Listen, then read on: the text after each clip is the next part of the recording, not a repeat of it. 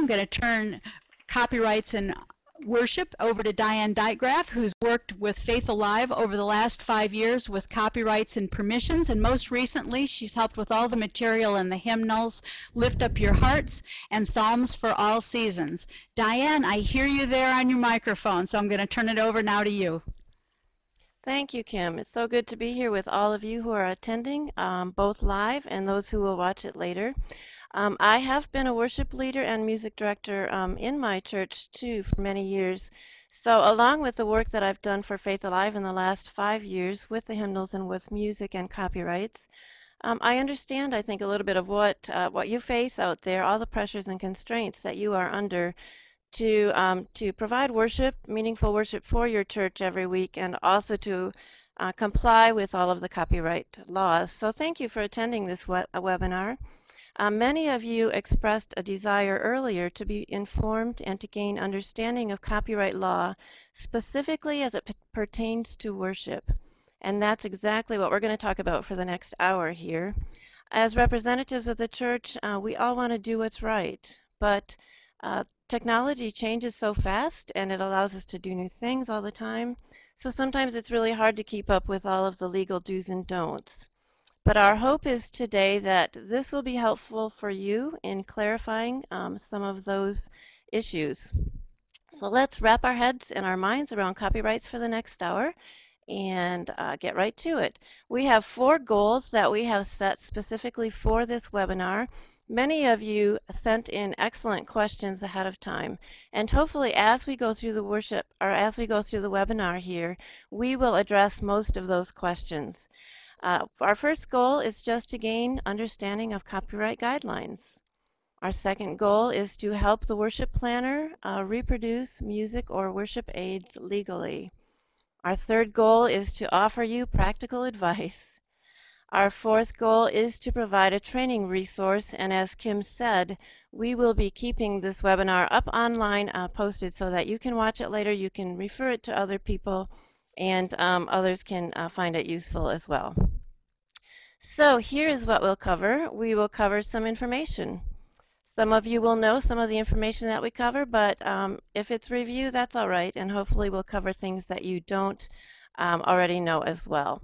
We will give, in the second part of the webinar, we will give examples, real-life practical examples, and in the third part, as Kim expressed, we will take some questions. So let's move right on in to the information. Copyright. Why does it matter? Well, obviously it's a matter of law. No matter how you feel about copyright, and you know, when we talk to people, we hear different things all the time. It seems like a burden sometimes for us in worship to address this extra layer of work that we have to do, an extra layer of financial responsibility. But bottom line, it is the law, and so I think the more we can get past our anxiety about it, just to learn some basic facts and then move as best we can with that, the more we will be successful in that. And I just lost, there it is. I lost my picture, but I got it back. Another reason why it matters is just because it honors the person who created the work. And of course, it allows the worker to be compensated or paid for their work. So I think there are many good reasons why we just need to relax and to learn some basic facts and then to proceed as best we can with the knowledge that we have. Here is just another reason. Authors or composers or artists own the exclusive rights to their compositions. This is called copyright. A composition is considered to be intellectual property. The copyright for that property may be sold, transferred, or inherited, but the copyright exists until it expires according to law. And a little bit later in the webinar, we will address the copyright term and that issue.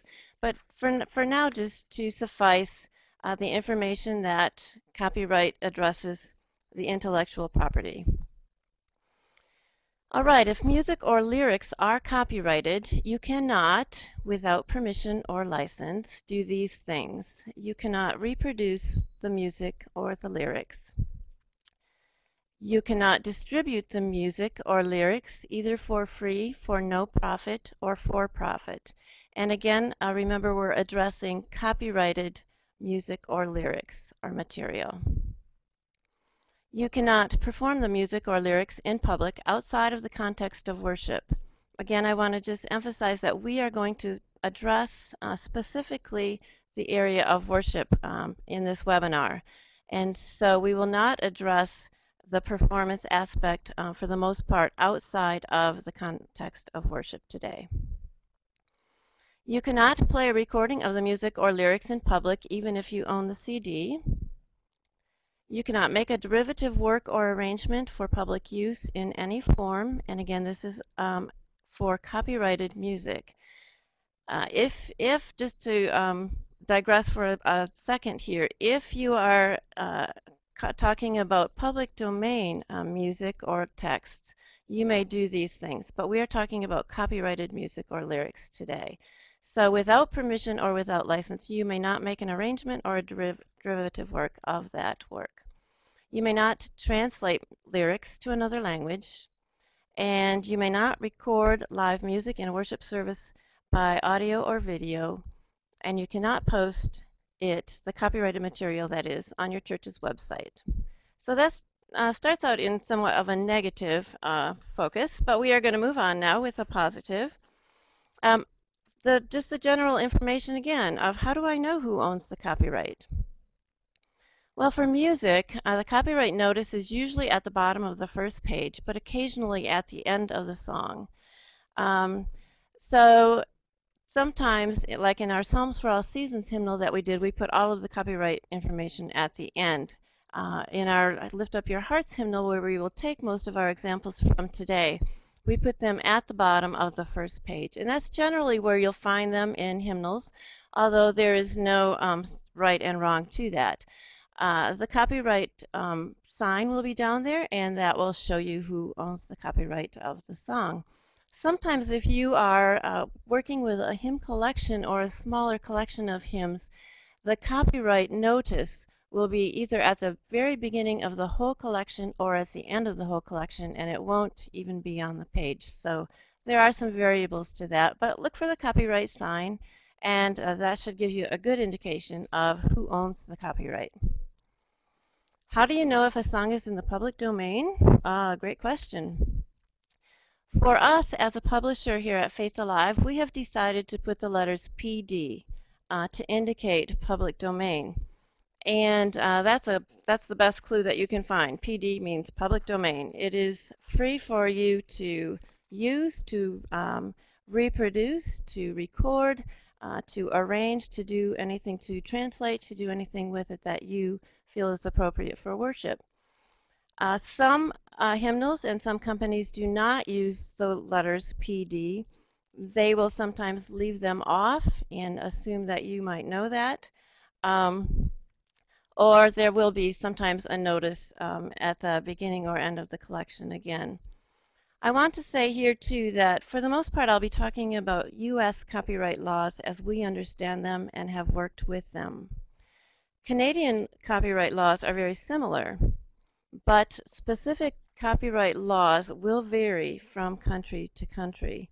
So if you are in a country, another country outside of the U.S. or Canada, you may want to check up on your own country's copyright laws, Google that, or somehow request information on that for yourself, because they do differ. So far, what I've said refers to music. We will talk about some other printed material a little bit later in the webinar, and that includes litanies, prayers, creeds, etc. So, how to read a copyright line. Now this might be really basic for some of you, and it might be review, so that's all right. Just hang in there with us, and we will get to some of the more complicated stuff as we go along. But here's the foundation for what we are going to be talking about. A copyright line or a credit line for music includes words and music. And often they are separated, as you'll see on this slide, How to Read a Copyright Line. This is an example from number 732 of our hymnal, Lift Up Your Hearts. Now these examples are from that hymnal, but they will be, generally speaking, able to be used in any hymnal or music that you purchase and print off from the internet or that kind of a thing. Often in hymns, the words and the music are two separate entities. And you can see that in this example here. We have the words are written by Christopher Idle, copyrighted by the Jubilate Group, administered by Hope Publishing Company. So in this case, you can use either a CCLI license or one license. Now we're going to get to the licensing later, so let's just ignore that for now. But you can see that the copyright holder is specifically the Jubilate Group.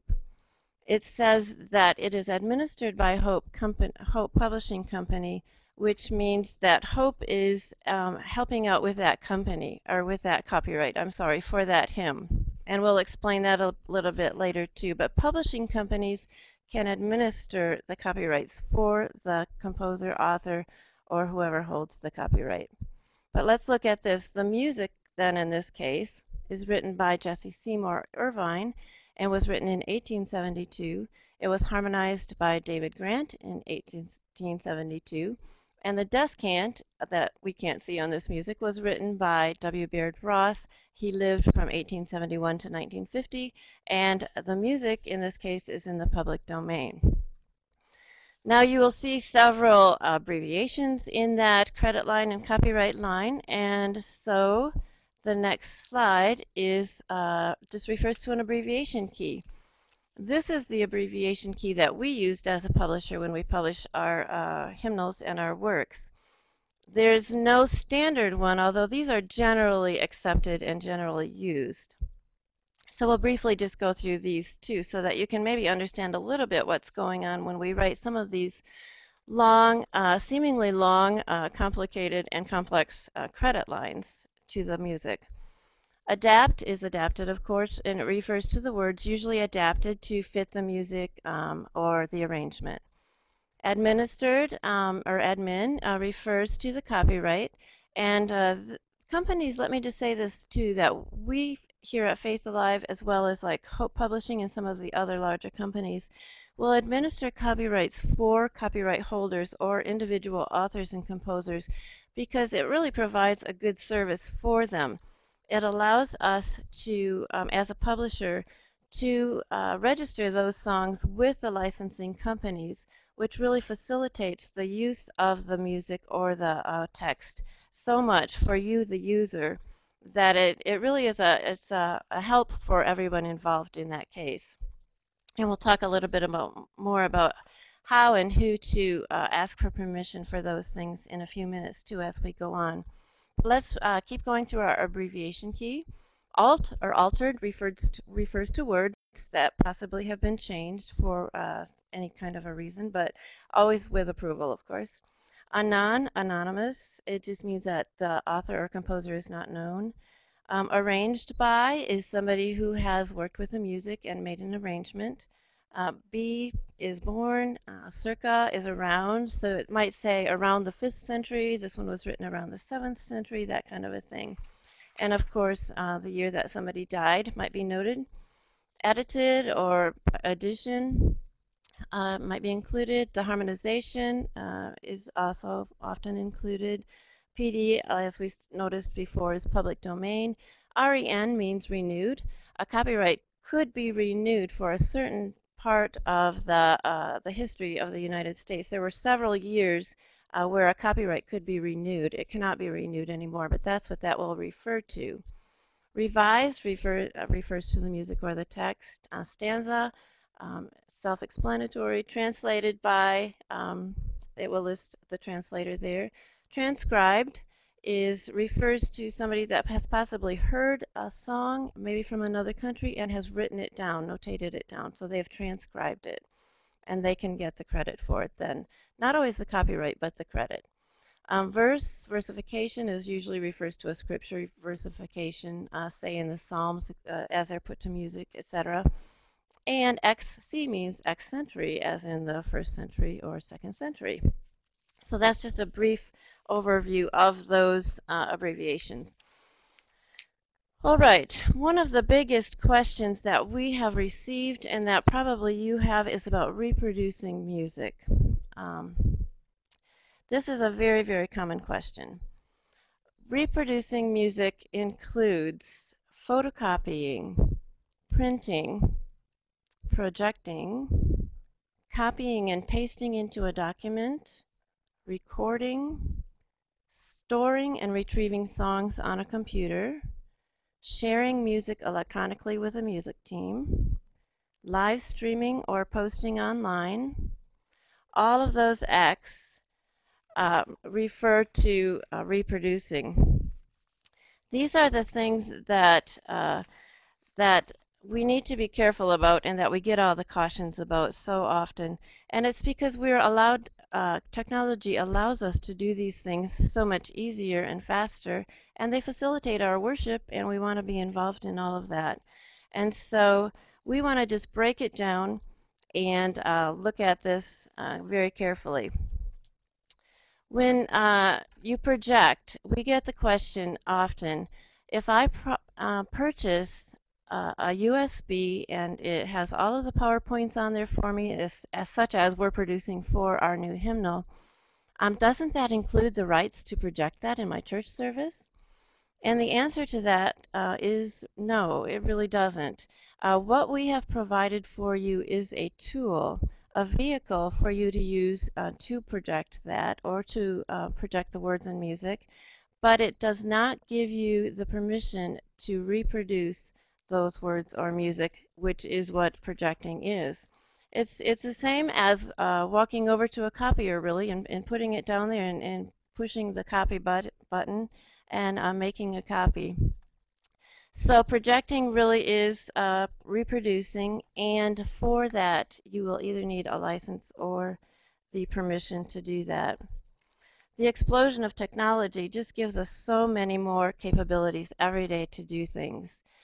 Storing and retrieving songs on a computer, like saving the PowerPoints and then using them again. It's an act of reproducing, and so we just need to be aware of that and then to work with it, and I think we can do that.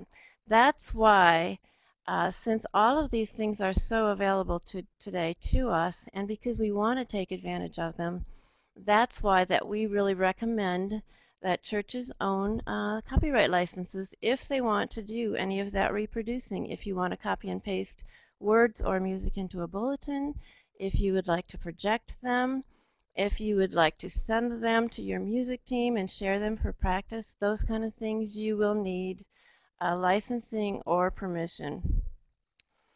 As we have said, there are many, many copyright holders out there, and there are several of these licensing companies.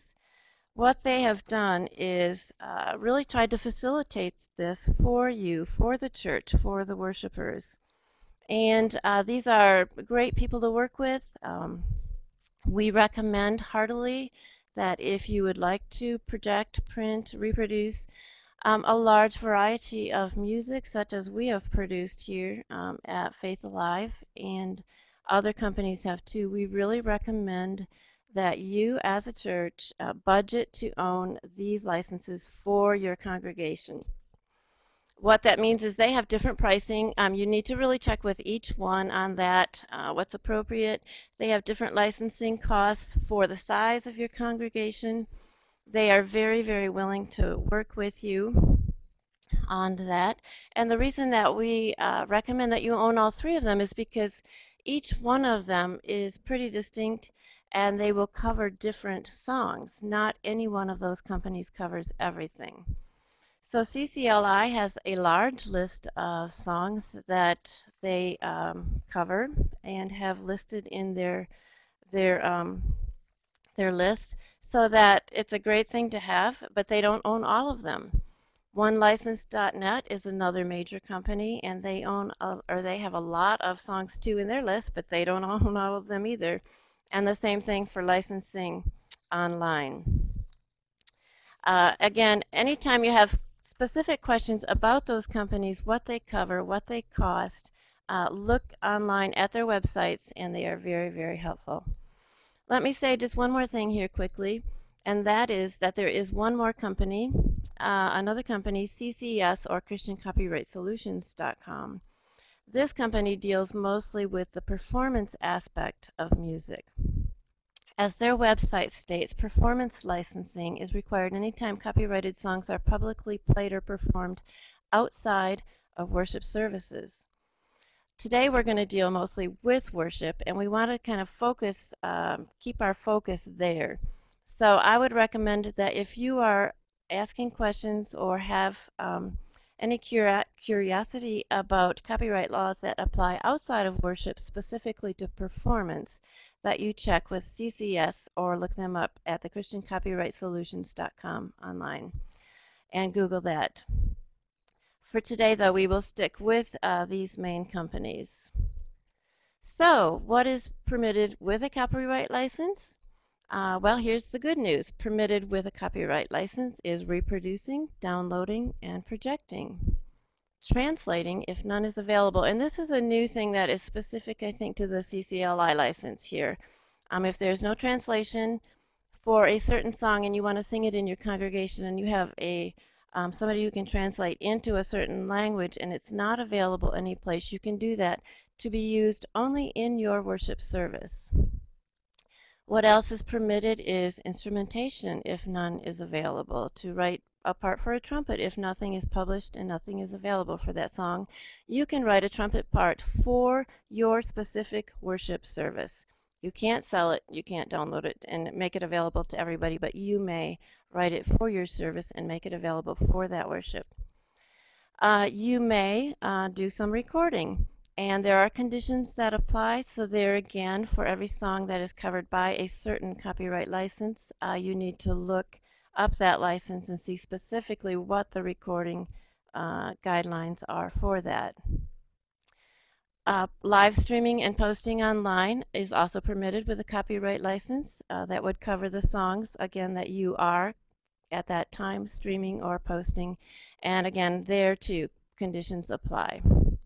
So how do I know which company? We've talked about these three companies, licensing, OneLicense.net, and CCLI. How do I know which company covers my song that we're going to do on Sunday? Great question. One thing you can do is go to the licensing company website and check the list of covered songs or publishers. Sometimes I've found it easier to check just the list of publishers than if it's a song that has a title that's very common, and there's many of them on the list. For another thing you can do to check is specifically for our hymnals, you can check online at the www.liftupyourheartshymnal.org website, which is for our latest hymnal. You can click on the song title there, and we have reproduction information available for every single song or item in that hymnal. And the same is true for Psalms for All Seasons, a hymnal that we put out 2 years ago, or maybe a year and a half ago. And there you would go to the Psalm tab, and every single song is listed, and every single song tells you which company you would need to check with or to have a license for that covers that song. All right, so you say, what if I don't have a license? Or what if this song is not covered by any license? And I want you to know that that happens as well. Then what you need to do basically to reproduce in any way to either project or to print, you will need to get permission. So to do that, you can find the company or the person's name and information in the Copyright Holders Index. Most hymnals or most books have that available in the back of the hymnal or the music book. Not all of it is always given to dedicated to page space. As we have done, we have put all of the complete information online again at the website at liftupyourheartshymnal.org. And here the page that you see up here is from the website, and it says Copyright Holders Index. And there you can see all of the copyright holders listed, individuals and companies. Normally what we have done is tried to include email addresses because we realize that that's probably the quickest and the most efficient way for you to get a hold of those people. Occasionally, there are phone numbers, not song numbers, phone numbers available if the people have let us publish that, or a mailing address if nothing else. So, but then you say, okay, so how do I do that? Well, you have to request the permission. Here is the information that is needed, and I know you can't see it on that slide, but you will find this form on the website as well, liftupyourheartshymnal.org. Click on how to project and reprint legally, and it will give you this form that you can print out or download and fill out and then send to somebody. There's just some basic information here that anybody would like to know if you're asking or requesting permission to copy or to use that song. So I think we will pause here for a minute, Kim, and I'll turn it back over to you and see if you have any questions. We've covered a lot of material, so. Now we have just one quick question. In the interest of time, we'll probably have to hold the other ones till the end. Bonnie's wondering, are there songs in the new hymnal that aren't legal to copy, even if we have a 1 license and a CCLI? Yes, there will be. There will be some songs that are covered by only licensing.org, licensingonline.org, and there are some songs or hymns in the new hymnal that are not registered with any of those 3 major licensing companies. And that's because often individuals will not be able to get their songs listed with those big companies. And so then they're sort of on their own, and it's up to us or up to you to request permission from those individuals. And that's why we have provided as best we can on the website all of their information so that you can send the request right to them. Let me say too that that's the benefit of those songs that we administer for individuals, because then we can register those with those major copyright companies, and then it just facilitates it. You can use your license and you're all set, you're good. But yes, there will be several individuals that are not covered that you would have to request permission for, and of course there is the licensingonline.org website as well that covers I think about 40 of the songs in the newest hymnal, Lift Up Your Hearts. Okay, and that'll be all the time we have for questions. Now we'll be holding the rest of them till the end, Diane, so I'll turn it back over to you. Okay, well, we have some examples, and we're going to go through these rather quickly, but I think they may help you. These are taken, of course, from this hymnal that is up here that we've referred to, Lift Up Your Hearts, but the principles will apply to any music to be used for worship. The first example here is Sing to the King, and this is what you would see if you checked online for Sing to the King and wanted to look for projection and reprint information. You can see where it's listed, the song number, the copyright information, and then the projection and reprint information. And here, words and music are permitted with a license from ccli.com. If you don't have that license, you would need to contact the copyright holder, who is listed there as well. So here's the copyright holder. Here's just a bigger example of it. Billy Foot and worshiptogether.com songs and hold this copyright. It's administered by EMI CMG Publishing, and so it's covered by CCLI, or you would contact the copyright holder for permission. In this case, the words and the music are copyrighted by the same company and the same person, so that makes it a little bit easier. Here's another example, Lord, I Gladly Trust. This is more of a hymn. The first song was more of a contemporary song. This one has the following. Words are permitted with a license from ccli.com or from One License. And if you do not own one of those licenses, you would have to contact Kevin Mayhew Publishers for permission, because they are the ones who are listed behind the copyright signed there. Even though Martin Leckebusch wrote these words, the copyright, as you can see, is held by Kevin Mayhew Publishers, the person who published it. In this case, the music is in the public domain.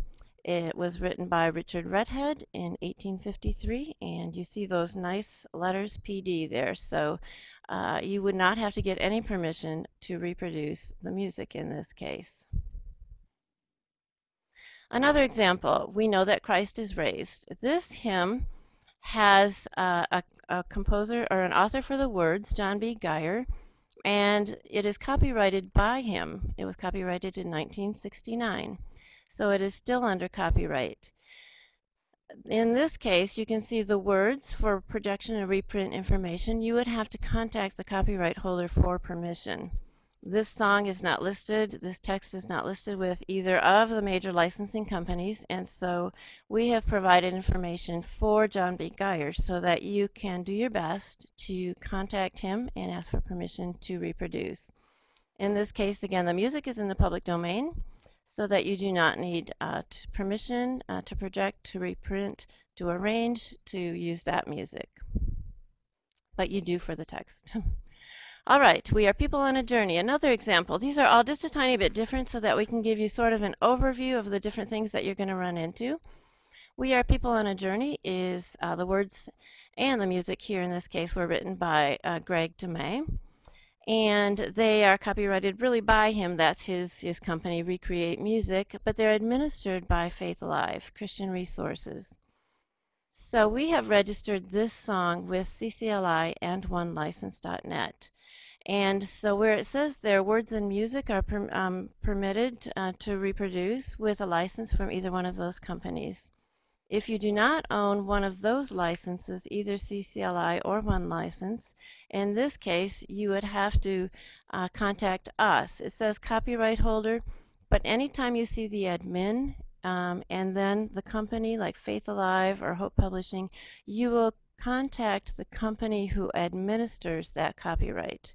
So in this case, again, you would contact us at Faith Alive if you don't own any of those copyright licenses and you want to reproduce this song. Let me say too here that if you own both a CCLI license and a OneLicense.net license, and you want to use this song and reproduce it or project it in your worship services, and you don't have to use both, okay? In fact, don't use both of those licenses. Choose one of those licenses and use it for this song. What you would do then when you reproduce, and we'll get into this a little bit later I think too, is to put, you do need to put the credit line or the copyright line once on the presentation. It can be on a title slide, it can be under the title as we have it here, it can be on the very bottom of the page. It just needs to be once on the presentation, not once on every slide of this song. If you have 10 slides for this song, it just needs to be on there once. So the credit line needs to be given. It needs to be on there in the presentation as well as your copyright license number. So if you're going to use your CCLI license with this song, you would put the credit line exactly as it is in that blue box there. And then underneath that, you would put CCLI number, whatever your number is, 1, 2, 3, 4, 5, 6. Or the same for OneLicense.net. If you have obtained permission for this and you don't have a license, then what you do is put the credit line exactly as it is in the blue box, and underneath that, you just put reprinted with permission. All right, another example.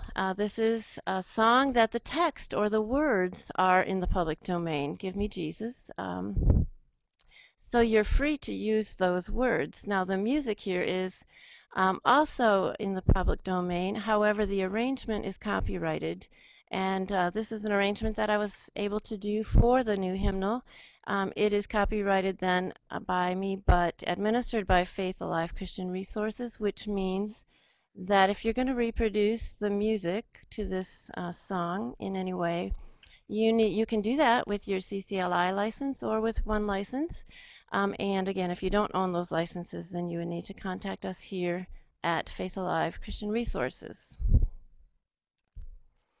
Another example, God Whose Giving Knows No Ending.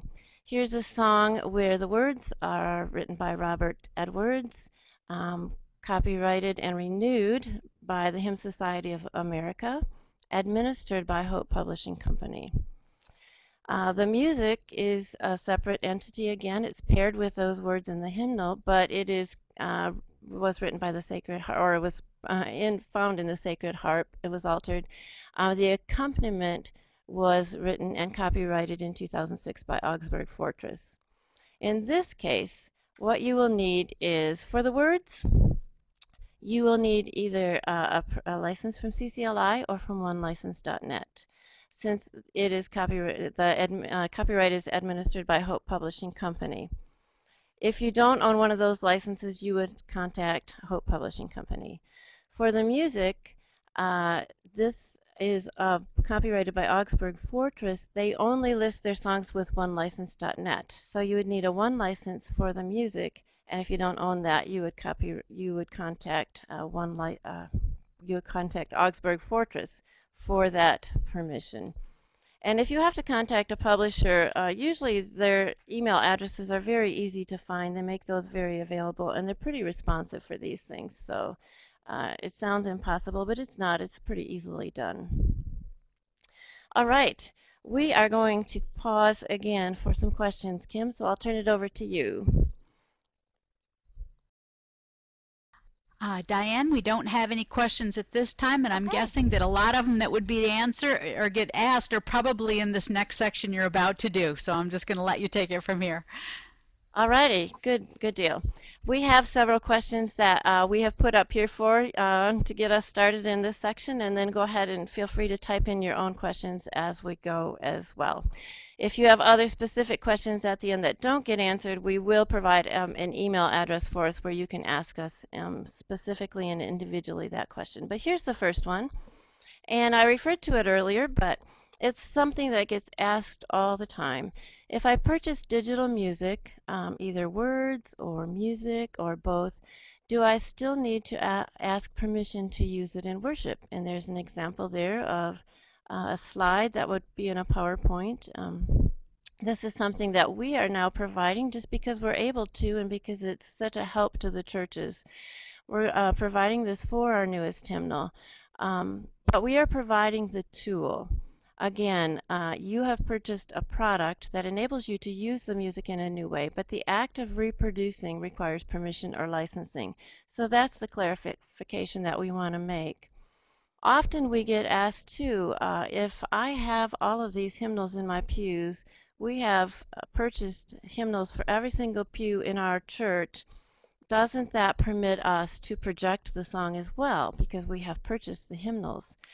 And the answer to that again is no, it really doesn't. It does not allow you to reproduce the music in any way. And again, remember, reproducing involves or includes projecting, copying, pasting into a bulletin, retyping the words, any of those things. So often the tools can be made available to you, but the act of reproducing is something that you as a church or any of us are responsible for and need to take the proper steps to get the permission or the copyright licensing for that. I think what we've seen before too, that the copyright license companies that we talked about earlier really do provide a great service for the church in this regard, in a sense that they streamline that service for us so that even though we have to pay a fee, I think we just need to get over that and budget for it and do it, because it allows us, if we want to enter this new realm of reproducing, projecting, making bulletins, that kind of a thing. If we want to do that, we just need to go along with it, to pay the fees, but then it is such a big help. The next question. Here we go. What about non-music text for worship? In other words, scripture. When you're projecting or reprinting scripture in your service. And again, here is something that's on the website, on the www.liftupyourheartshymnal.org website. When you look under permissions, there's a tab there about scripture. So you can see all of the guidelines for scripture that are listed there. And most often, you will find that if you're just reprinting or reproducing several verses, that what you're going to have to do is just give the proper credit. You don't usually need to get permission for only small portions like that, but I would refer you to those companies' websites for the specific guidelines, and also to this page on our website for the credit lines to use or more information on that. How about confessions and statements of faith? We want to reproduce or project the catechism questions or some of the Heidelberg catechism. And so that is also listed on here. Creeds, the things that you can do, that's also on the website, on liftupyourheartshymnal.org website, specific guidelines for those, where you can go for the information, and also the credit line that you would need to include if you reproduce those things. What about prayers, litanies, or other readings? Well, in this case, we do have some different scenarios. If they are not marked with a copyright sign, they may be in the public domain. Sometimes, however, there will be an indication of copyright in a book, such as in the in the opening pages, in the copyright pages, or in the acknowledgments as you start back by the indexes, that all unmarked texts are covered by a Creative Commons license. And that's actually what we have done in the liftupyourheartshymnal.org, and a Creative Commons license allows you to use this material. We'll get to that slide in a minute. But or you may find some indication somewhere that all unmarked texts are taken from the NIV version of the Bible. In that case, you would need to give credit to that. So kind of look carefully when you're using these things. But for the most part, if they're not marked with a copyright sign, they may be available for you to use in worship, especially. What is Creative Commons? This license allows the indicated material to be remixed, adapted, and built upon non-commercially, as long as the material in its original form or the new creation is credited in this way, and then it gives you the credit line. And that was taken directly from the hymnal. In other words, you can use the material and change it to fit your worship setting, provided you do not sell or publish it for commercial purposes.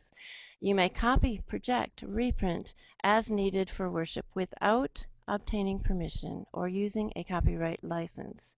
We put this on many of the prayers and the litanies that were written specifically for you in worship, because we wanted them to be able to be used as freely and as easily as possible. And we also wanted you to be able to adapt them to your own situation, to take just part of it, to change words here and there. So the Creative Commons license is a wonderful thing. It really does give you freedom to use many of those litanies or prayers that are printed. But you'll have to watch for that. It's not standard, it's not all over, it has to be pretty specific. How can I tell if something is in the public domain, in the PD? Well, no copyright symbol is usually a fairly good indication of that, unless there's an indication earlier in the collection or the book. So it's a little bit hard to tell. Copyright term and public domain in the United States is a little bit different than in many of the other countries. It does vary from country to country. So if you have real specific questions, you can either ask us, or you can Google the specific copyright term in your country. I have a really good document for the United States that I could send you if you email me at the addresses that are provided at the end of the webinar, and I could send that out. Or if you have any time a specific question about a specific song or text or music, you could email us that question too, and we can sometimes look it up here. The question, do I need to put the copyright and license information on my reproduced copy or slide? Yes, you do. And we talked about this a little bit earlier. What's needed is that credit line, and I know that some of them are very long. What you can do is make the font smaller. If it doesn't fit in your bulletin, you can make the credit line font much smaller. But it is really legally required that you do put it on there, along with your copyright license number that applies to that song or that reproduction, or the words used by permission. Of course, if the material is not copyrighted, and it is in the public domain, you're not required to put, not even really required to put the author and composer information on the copy, but it is a courtesy and honors those who wrote the material. I'm trying not to hurry too much, but I guess we came to the end of our questions now, so in this case we can pause and address some of yours. Yep, and we've had about a dozen questions come in while we were busy with other things, and so glad we have this time at the end set aside. We got about 10 minutes to cover these. Someone has made the observation that licensing and one license only cover copying a song for the congregation to use, and they're saying that it doesn't cover copying the music for the musicians. How do you handle this? Well, I would say that each copyright licensing company does have specific guidelines. And so if you have questions about those, I would email them directly. If you have a question about what one license covers specifically about copying a song, either for a musician or for the congregation to sing, the best advice I can give you is just to email them directly. They're very responsive and they'll be happy to help you.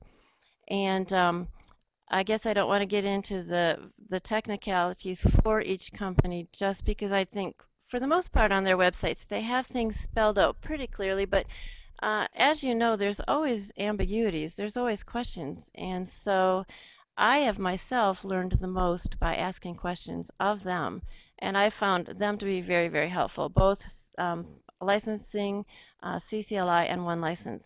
The people there are just really eager to help, and they're very kind. They're their heart is for worship, so they're there to help you. So my best advice would be for you to email them directly and ask them that specific question for that specific song in your specific case and what you want to do with it. Yeah.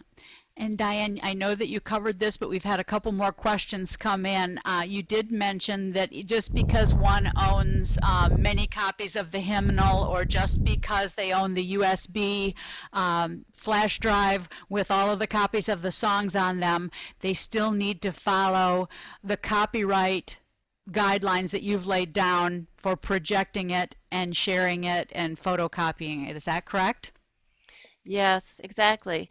That's just, it's just the law of the land. It really is. The reproducing is the act that requires copyright licensing or permission. We can sell vehicles to facilitate you to do that, but the act of reproducing is making that copy, and that is what we need to be careful about and to make sure we're covered with. Okay. And again, you mentioned this earlier, that if only the melody is used and if the melody is not copyrighted, you don't need permission for that. If the accompaniment is copyrighted but you're only using the melody, then in that particular case, if the melody is reprinted, if it's not copyrighted, you don't need permission to do so, even if other portions are copyrighted. Is that correct? Yes, probably. You have to be really careful in those cases to make sure, you know, that that's the case. Now, if your piano player or your accompanist are using copies of the harmony as they play it, of course they will need permission to, you know, to reproduce that. So you have to, yeah, technically I think what you asked is correct, or how you stated that was correct, but you have to be so careful that there isn't another component or part somewhere along the line where you have reproduced, in a sense, the music. If your accompanists are all playing out of the hymnal and you have the purchased hymnals in front of you and you are just reproducing the melody that is not copyrighted or the text, any of the text part, then probably yes, you are correct. Okay. Here's another one along the same lines. Do I need a license or permission to transpose hymn harmonies for instruments? To transpose for instruments, that would be like, right, that would be instrumentations that are made for any specific hymns or songs to be sung in worship. If there is no published instrumentation for that song, then you are, at least with the CCLI guidelines, you are free, you are able to do that for your own worship service. So if there is no trumpet part to the song that we want to use on Sunday, no published trumpet part that I can use to go along with my, the hymnal for Sunday, and then you are able to, yes, transpose those for your trumpet players for Sunday and to use those in worship. You would not be allowed to publish them without permission. You wouldn't be able to sell them. You wouldn't be able to even really give them to other churches in a sense, or to share them. But you may do that according to CCLI license guidelines. Currently, as well as I understand them, you can do that with the CCLI covered songs. I would ask specifically for any songs that are covered by one license or licensing, I would ask that question of them. Yeah. Okay. All right, and just to clarify something that I know we mentioned earlier, when we reproduce a song for which we have a license via CCLI, do we post that song's number from CCLI, or do we post our membership number? Good question. You post your membership number. You don't post the catalog number with CCLI. What you need to post is your license number or your membership number. Okay. The one that's registered to your church, yes. Okay. It's the one that you need to put on the copy. And that, again, is just once. It's required once on the entire copy. So once on the whole slide presentation, once on the song bulletin, that kind of a thing. Okay. Here's one that's a little different. If we try to contact a publisher and they do not respond, what are our options? I'm thinking they probably mean if they try to contact a copyright holder and they do not get a response. What next? Yes, well, it happens. Sometimes these publishers or copyright holders move around a little bit, and we've even had some difficulty in that sense. So you just persist as much as you can and keep notes. Make a record of, I would keep a file that says, copyright permissions for your church. And then if you've tried to contact this individual, you just maybe make a note on a paper and put it in that file and say, on 2/26/14, contacted by email for permission.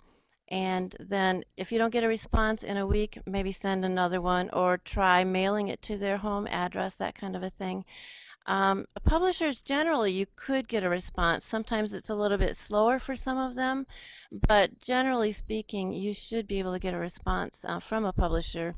And again, if you have questions about specific cases, and it's a song that we have published here at Faith Alive, email us. Email us at permissions@crcna.org, and we maybe can look up and find more recent information than what you're able to find.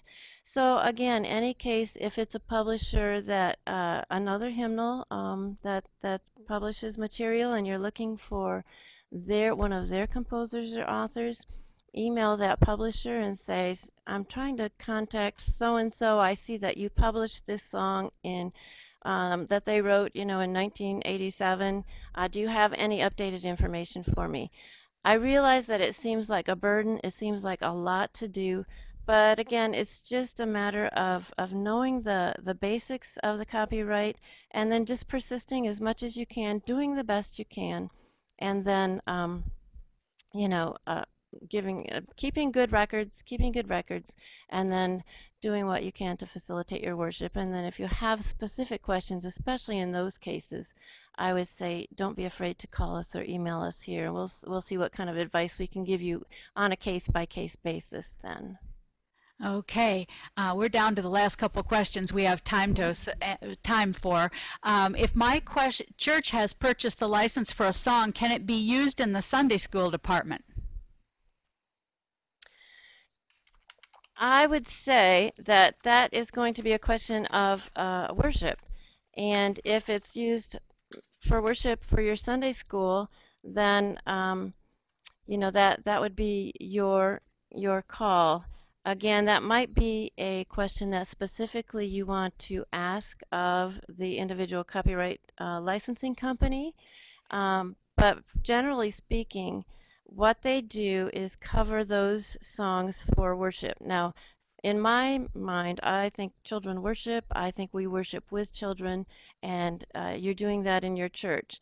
So I'll let you decide from there. But specifically, again, if it's licensed by a certain licensing company, your best and safest bet is to go directly to that company and ask them the question. And they're very, very helpful, very kind.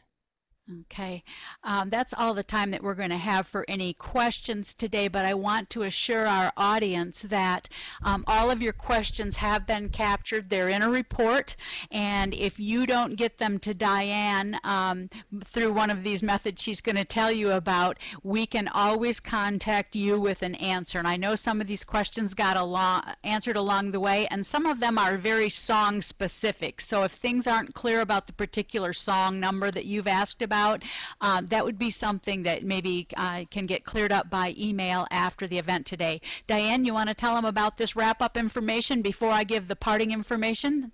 You bet. Okay.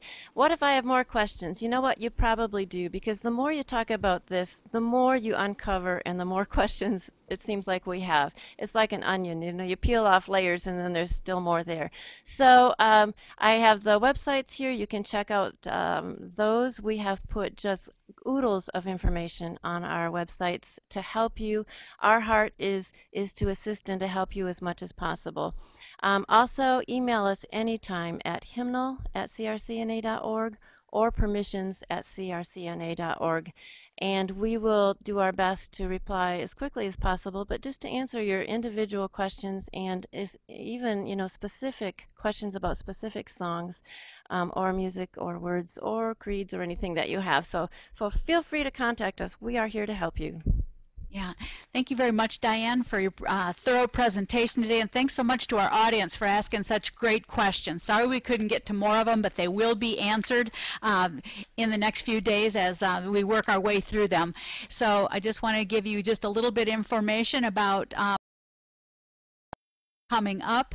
After today's webinar, there we're going to be a survey that's going to pop up in your open window. Let us know how we did today. If you like this kind of webinar, you'd like to see more of them, and just how we did in general. And if you'd like to continue the discussion on topics related to copyrights and worship, you can always visit one of our discussion forums at crcna.org/webinar. Ministry shares is how these are made possible. The generous gifts of Christian Reformed churches in support of ministry shares help us to do these kind of webinars and account for nearly 25% of all the ministry that we're able to do together as a denomination.